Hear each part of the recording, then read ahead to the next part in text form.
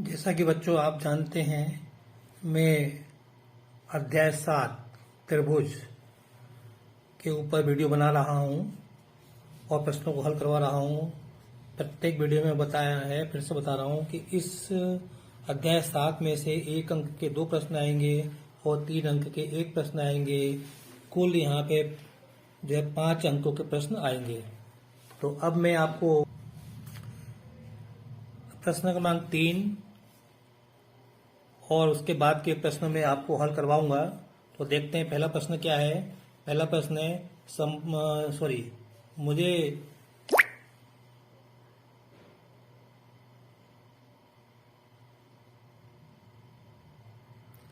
मुझे जो है प्रश्न क्रमांक 4 हल करवाना है। प्रश्न क्रमांक 3 मैंने पहले हल करा दिया है। तो सर्वांग आकृतियां किसे कहते हैं और समबाहु त्रिभुज क्या होता है, समबाहु त्रिभुज के प्रत्येक कोण की माप क्या होती है, आशा करता हूँ आपको पहले से मालूम होगा। फिर भी अपन इसको एक बार रिवाइज कर लेते हैं। हाँ, तो प्रश्न है सर्वांग आकृतियां किसे कहते हैं। इसका उत्तर है वे आकृतियां जिनके समान आकार और समान माप हो उसे अपन सर्वांग आकृतियां कहते हैं। उदाहरण के लिए साइकिल के आगे पीछे के पहिए और समान त्रिज्या के 2 वृत्त, समान लंबाई की भुजा वाले 2 वर्ग, ये सब समान आकृतियां होती हैं। अगला प्रश्न है समबाहु त्रिभुज क्या होता है। तो ऐसा त्रिभुज जिसकी तीनों भुजाओं की लंबाई समान हो उसे हम समबाहु त्रिभुज कहते हैं।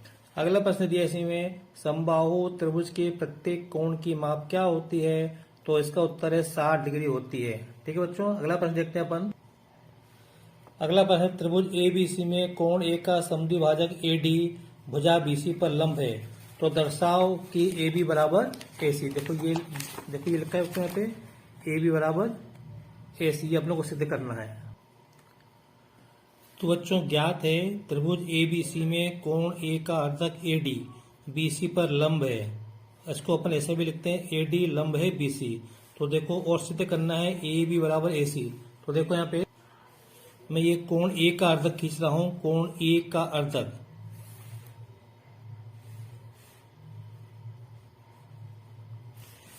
A का अर्धक AD ये BC पर लंब है। इसका मतलब ये कोण 90 डिग्री का है, लंब है ना, और ये कोण 90 डिग्री का है। तो मैं यहाँ पे लिखता हूँ ये AD लंब है BC। इसका मतलब ये है कि कोण ADB बराबर 90 डिग्री और कोण ADC बराबर 90 डिग्री। तो अब हम देखते हैं आगे, इसको हल करते हैं। अब वास्तव में क्या है, हमारे सामने 2 त्रिभुज बन गए हैं। एक त्रिभुज ADB, दूसरा त्रिभुज ADC। हम सिद्ध करेंगे ये दोनों त्रिभुज सर्वांग सम है। अगर हम ये सिद्ध कर दें तो बात बन जाएगी। तो देखो जो ज्ञात है त्रिभुज ABC में कोण A का अर्धक, हमने त्रिभुज ये BAC में त्रिभुज ABC में कोण A का अर्धक हमने ये AD खींचा जो इस पे लंब है। इसका मतलब ये कोण 90 डिग्री का है और ये कोण 90 डिग्री का, साथ ही साथ ये AD इसका अर्धक है, मतलब ये कोण इसके बराबर है, अर्थात BAD बराबर CAD ये बराबर है। अब मैं आगे बढ़ता हूं। तो त्रिभुज ADB तथा त्रिभुज ADC में देखो एक त्रिभुज ADB और एक त्रिभुज ADC में ये जो भुजा AD है ये त्रिभुज ADB की भुजा AD और ADC की भुजा AD ये दोनों के लिए कॉमन है। तो हम यहाँ पे लिखेंगे AD बराबर AD कॉमन है या उभयनिष्ठ है, दोनों के लिए समान है। फिर उसके बाद देखते हैं हम इस त्रिभुज का ये कोण इस त्रिभुज के इस कोण के बराबर है। तो यहाँ पे लिख दो कोण BAD बराबर कोण CAD। क्यों है बराबर, क्यों ज्ञात है AD कोण BAC का अर्धक है। मैंने अपने मन से नहीं लिखा, उसमें दिया हुआ है कि ये कोण A का अर्धक AD। फिर उसके बाद ये कोण इसके बराबर है, प्रत्येक 90 का है। क्यों है, क्योंकि ये भी हमको दिया है कि AD BC पर लंब है। तो कोण ADB बराबर कोण ADC बराबर 90 डिग्री। क्यों है, क्योंकि AD लंब है BC पर। अब इसका मतलब ये हुआ कि देखो इस त्रिभुज में ये कोण भुजा और ये कोण इस त्रिभुज के इस कोण भुजा और कोण के बराबर है, इसलिए ये दोनों त्रिभुज सर्वांग सम होंगे। अर्थात मैं इसको अगर ऐसे उलट दूं इसके ऊपर तो ये ठीक ठीक इसको ढक लेगा। तो तो SAS कोण भुजा कोण सर्वांग समता से त्रिभुज ADB सर्वांग सम है, त्रिभुज ADC इसका मतलब ये दोनों त्रिभुज क्या है, सर्वांग सम है। और जब सर्वांग सम है तो इसका मतलब ये है कि ये भुजा इसके बराबर होगी, ये भुजा इसके बराबर है। अब देखो ये भुजा इसके बराबर क्यों होगी, इसके बराबर क्यों नहीं होगी, क्योंकि जो कोण समान है उनके सामने की भुजा समान होगी। तो ये कोण बराबर है ना, तो इसके सामने भुजा ये रही और ये कोण इसके सामने भुजा ये रही। तो जब ये कोण बराबर है तो इनके सामने की भुजाएं, ये भुजा इसके बराबर होगी और ये कोण बराबर है तो इसके सामने भुजा ये भुजा इसके बराबर होगी। ठीक है बच्चों। अब और ये कोण इसके बराबर होगा इसलिए। तो अब देखो यहाँ पे मैं आपको बताऊं, अपने को ये सिद्ध करना है कि जब ये सर्वांग सम है तो ये भुजा इसके बराबर होगी। लिख दो यहाँ पे।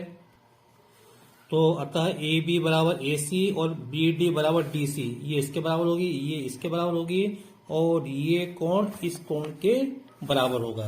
तो यहाँ पे लिख दिया। तो यहाँ पे अपन क्या लिखेंगे, यहाँ पे तीनों का कारण क्या लिखेंगे, इसको अपन क्या पढ़ेंगे, सर्वांग सम त्रिभुज के संगत अवयव समान होते हैं। अब देखो बच्चों ये मैंने लिख दिया, लेकिन अपने को ये प्रश्न में नहीं पूछा है इसलिए अपने को इसको लिखने की जरूरत नहीं है, वो तो मैंने आपको समझाने के लिए लिखा। इससे अपन एक बात और देख सकते हैं कि जब ये अर्धक होता है तो ये D क्या और AD लंब है तो D क्या होगा, BC का मध्य बिंदु होगा। अर्थात ये अर्धक जो है BC को समद्विभाजित करता है। लेकिन हमसे प्रश्न पूछा नहीं है, हमसे प्रश्न में केवल इतना पूछा है इसलिए अपन इतना ही करके छोड़ देंगे। इस वीडियो में बच्चों इतना ही। अगले प्रश्न में अगले वीडियो में करूंगा। अगर आपको मेरा वीडियो पसंद आया हो तो इसे लाइक करें, शेयर करें, सब्सक्राइब करें। Thank you.